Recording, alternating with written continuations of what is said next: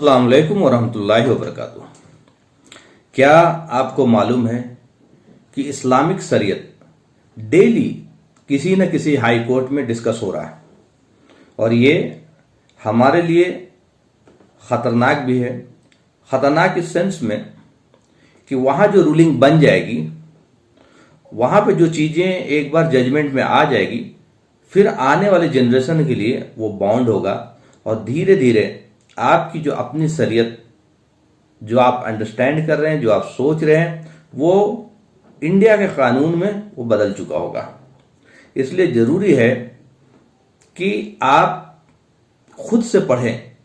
मैं मुसलमानों से अपील कर रहा हूँ, ख़ास करके यंग जनरेशन से अपील कर रहा हूँ, प्रोफेशनल से अपील कर रहा हूँ, पढ़े लिखे लोगों से अपील कर रहा हूँ कि आप इस्लामिक कानून को खुद पढ़ें कि कुरान क्या कहता है तलाक के बारे में, कुरान क्या कहता है पर्दे के बारे में, विरासत के बारे में, ये खुला के बारे में। ये सारी चीज़ें अगर हमने नहीं पढ़ी तो हम चीज़ों को सही से डिफेंड नहीं कर पाएंगे।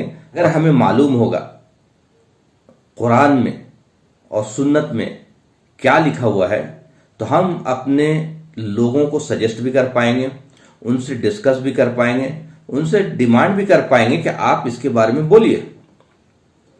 जैसे आप एग्जाम्पल एक ले लें, तलाक का मसला है, हम लोग नहीं सुलझा पा रहे। हर मसलक का अपना अलग अलग तलाक है और जब तलाक पर कानून बन रहा था तो हमारे लोग जो हैं बड़े जोर जोर से चिल्ला रहे थे कि कैसे कानून पास हो जाएगा, हम ईंट से ईंट बजा देंगे, हम ये कर देंगे, हम वो कर देंगे। कानून पास भी हो गया और वो कानून बन चुका है हिंदुस्तान में। तो इसीलिए मैं कह रहा हूं कि वक्त रहते ही चीज़ों को पढ़िए। मैंने इसका जो टाइटल लगाया है हलाला, हलाला करने वाला कोई भी हो और हलाला कराने वाला वो हस्बैंड, ये दोनों जहन्नमी होगा। ये बिल्कुल क्लियर है कि ये दोनों अल्लाह के हुक्मों को तोड़ रहे हैं और अल्लाह ताला ने तिलका हुदूदुल्लाह 3 जगह इस्तेमाल किया और वो सूरह तलाक में भी इस्तेमाल हुआ। हुदूद कहते हैं एक लिमिटेशन को। जैसे 2 लोग लड़ते हैं तो कहते हैं कि भाई इससे आगे अगर बोला तो मैं मार दूंगा, तो वो एक्चुअली हद डिफाइन कर रहा। उसी तरह अल्लाह ताला कहते हैं कि तिलका हुदूदुल्लाह, खास तलाक के मामले में, मिरास के मामले में।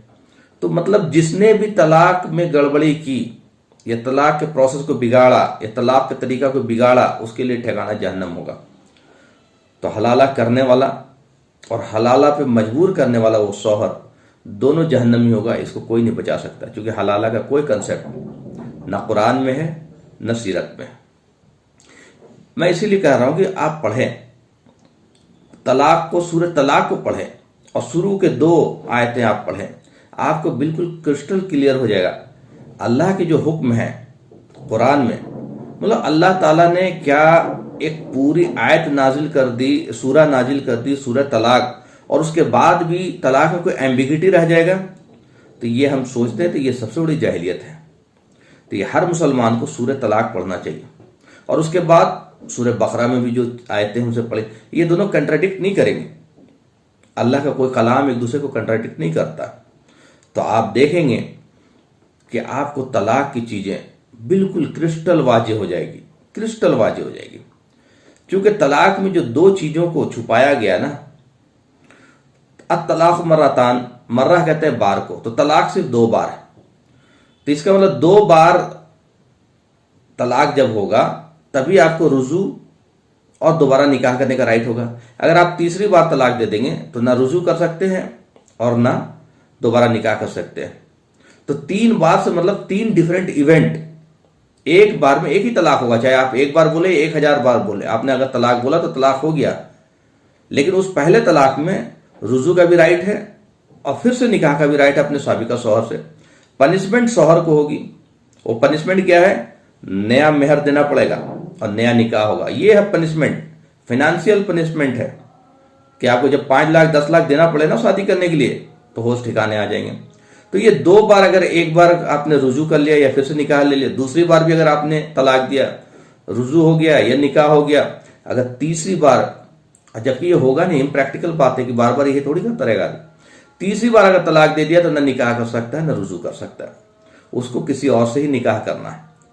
और अगर वो जिससे निकाह कर रही है अगर वो मर जाए या उसने तलाक दे दिया अनइंटेंशनली, मतलब ऐसा नहीं कि उसको शादी कराया गया हो, तब वो फिर से हलाल है, अपने साबिका शौहर के लिए यह है हलाला।